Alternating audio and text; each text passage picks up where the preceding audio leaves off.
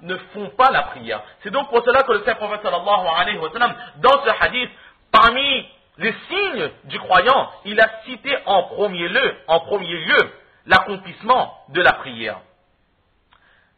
Et c'est aussi pour cela qu'à propos de la prière, on a dit que as-salatu imaduddin, la prière, c'est le pilier de la foi, de la religion.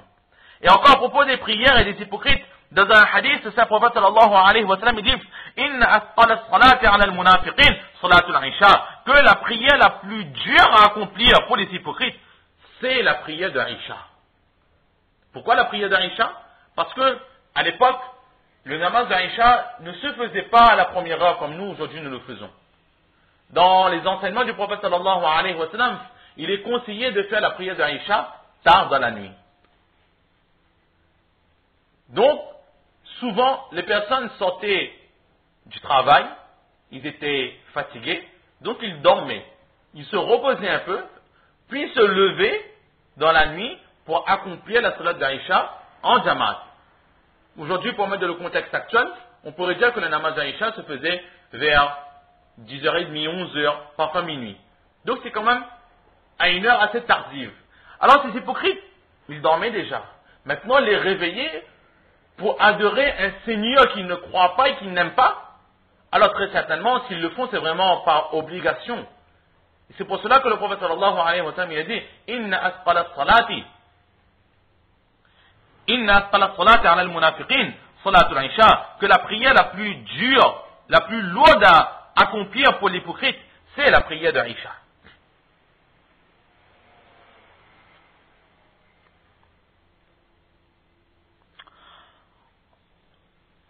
Donc, juste par ces mots, man salla salatana, nous voyons déjà là l'importance de la prière.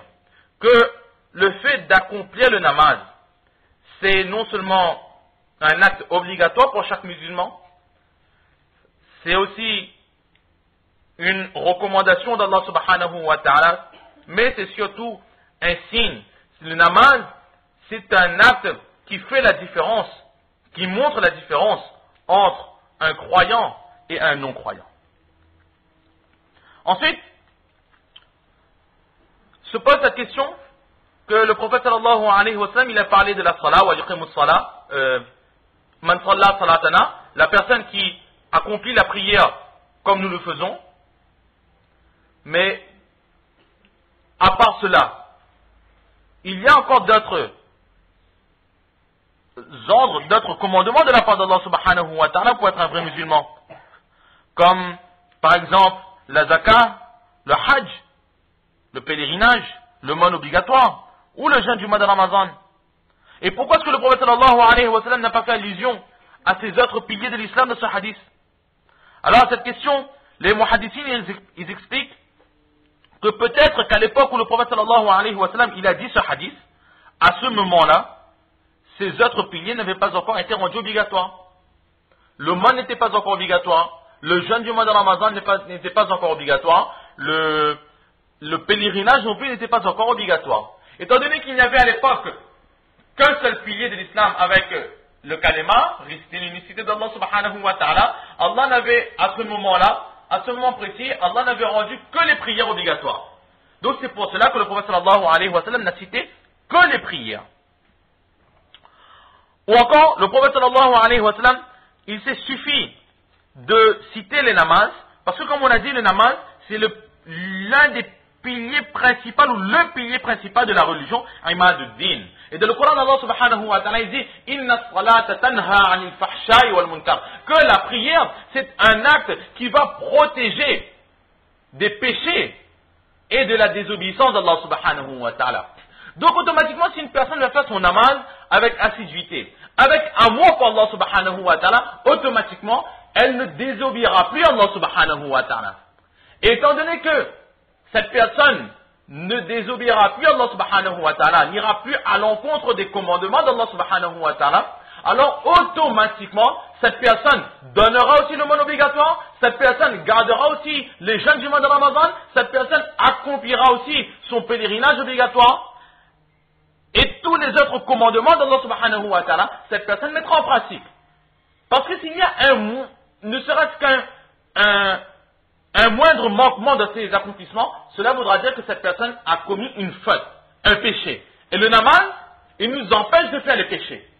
Alors automatiquement, quand on accomplit les namaz, on ne fait plus de péchés, et ne pas donner la zakat, ne pas faire le jeûne, ne pas faire le pèlerinage lorsqu'on a les moyens, tout cela ce sont des péchés. Et le namaz, il nous empêche de faire ces péchés. Donc automatiquement par le namaz, les autres actes d'adoration s'accompliront automatiquement. Alors quand nous voyons Jawami al-Kalim, le prophète sallallahu alayhi wa sallam, juste en 2 mots, il nous a expliqué les 5 piliers de l'islam. Ou encore, pourquoi est-ce que le prophète sallallahu alayhi wa sallam n'a pas cité les autres piliers de l'islam dans ce récit? C'est tout simplement que le prophète sallallahu alayhi wa sallam, dans les hadiths, il n'a pas à chaque fois pour but de donner un enseignement complet de A à Z. Mais au fur et à mesure que l'islam arrive, il enseigne.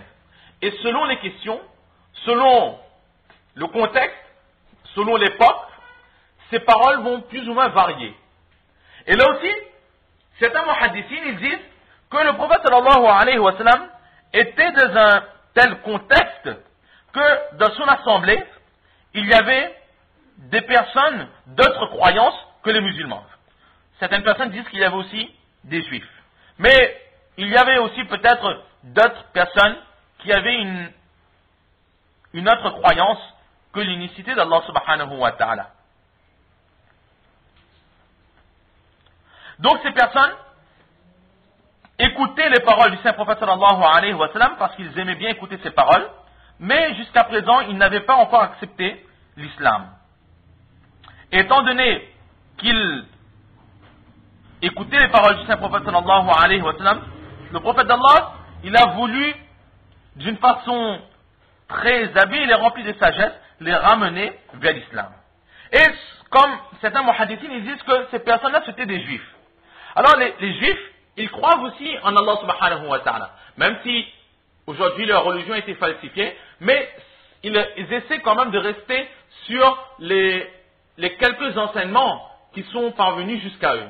Et parmi leurs enseignements, il y a aussi l'accomplissement de la prière. Parce que chaque prophète a enseigné à son peuple la prière. Le prophète sallallahu alayhi wa sallam, il savait que les juifs, ils priaient aussi, ils accomplissaient leur prière. Mais évidemment, la prière des juifs ne ressemble pas à la prière des musulmans. Et c'est justement pour cela que le prophète sallallahu alayhi wa sallam, il a dit de son hadith, Man salla salatana. Le prophète sallallahu alayhi wa sallam n'a pas dit que la personne qui prie, parce qu'il connaît que les chrétiens, les juifs et d'autres religions aussi encore prient un Seigneur, prient un Dieu. Mais là, le prophète sallallahu alayhi wa sallam, il a précisé, Man salla salatana. Si vous voulez avoir la réussite, si vous voulez être considérés comme des vrais croyants aux yeux du Dieu unique, du Dieu qui a toutes les puissances, alors faites les prières comme nos prières. Vous faites très certainement une prière, vous priez Dieu, mais la façon que vous faites n'est pas conforme à la demande d'Allah subhanahu wa ta'ala, aux ordres d'Allah subhanahu wa ta'ala. Vous faites très certainement, mais la quantité que vous faites ne correspond pas à l'enseignement qu'Allah subhanahu wa ta'ala a donné. La façon de faire ne correspond pas à la façon qu'Allah subhanahu wa ta'ala vous demande de faire. C'est pour cela que le prophète sallallahu alayhi wa sallam a dit Man salla salatana. Il n'a pas dit celui qui fait la prière, il n'a pas dit celui qui prie, mais il a dit très clairement celui qui fait la prière comme notre prière. C'est-à-dire comme Allah subhanahu wa ta'ala, il a enseigné au prophète sallallahu alayhi wa sallam, et comme le saint prophète sallallahu alayhi wa sallam, il nous a enseigné. Donc c'est pour cela, le but n'était pas de parler des 5 piliers de l'islam, mais le but du prophète sallallahu alayhi wa sallam, c'était de ramener ces personnes non musulmanes vers la religion d'Allah subhanahu wa ta'ala. C'est donc pour cela qu'il a parlé simplement de la prière et il n'a pas fait allusion aux autres piliers de l'islam.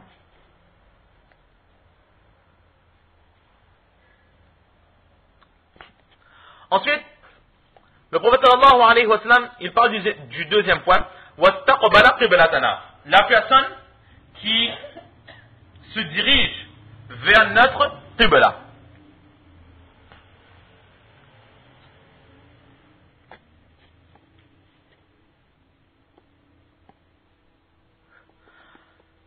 la Qibla. Qu'est-ce que la Qibla?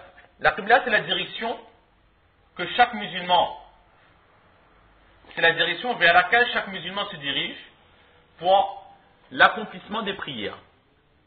Si une prière n'a pas été faite en direction de la Qibla, volontairement, alors cette prière ne sera pas acceptée. La Qibla, elle représente la Kaaba.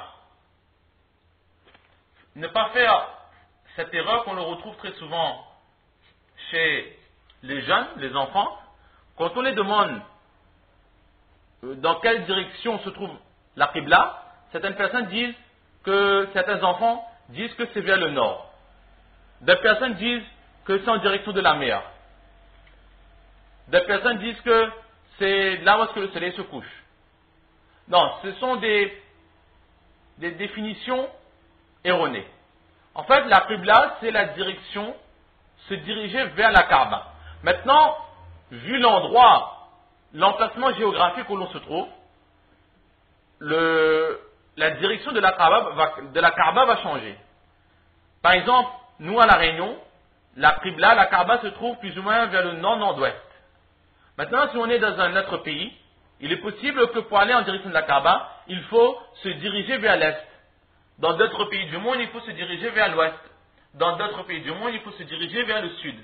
Donc ce n'est pas parce qu'ici à La Réunion, on se dirige vers le nord-nord-ouest, que partout dans le monde, pour accomplir la prière, il faudra prendre la direction du nord-nord-ouest. Non, mais il faudra se renseigner que la Mecque, la Kaaba se trouve dans quelle direction. Et par rapport à cela, on va choisir la direction de la Kaaba. Alors le prophète sallallahu alayhi wa sallam de ce hadith il dit وَاسْتَقْبَلَ قِبْلَتَنَا, la personne qui pour faire ses prières prend la direction de la Kaaba. Pourquoi est-ce que le prophète sallallahu alayhi wa sallam il a cité la Kaaba ou choisir la direction de la Kaaba comme un signe chez les musulmans? Tout simplement parce que les autres religions, chaque religion a sa Qibla. Les Juifs, ils se dirigent vers le Bayt al-Maqdis, vers Jérusalem. Et au début, les musulmans, ils se dirigeaient aussi vers le Bayt al-Maqdis. Et ensuite, Allah subhanahu wa ta'ala a accepté les doigts du Saint-Prophète sallallahu alayhi wa sallam et il a décidé de changer la Qibla des musulmans et il a choisi la Ka'batullah, la maison d'Allah qui se trouve à Makkah, à la Mecque, comme Qibla. Dans le Coran, Allah subhanahu wa ta'ala, il dit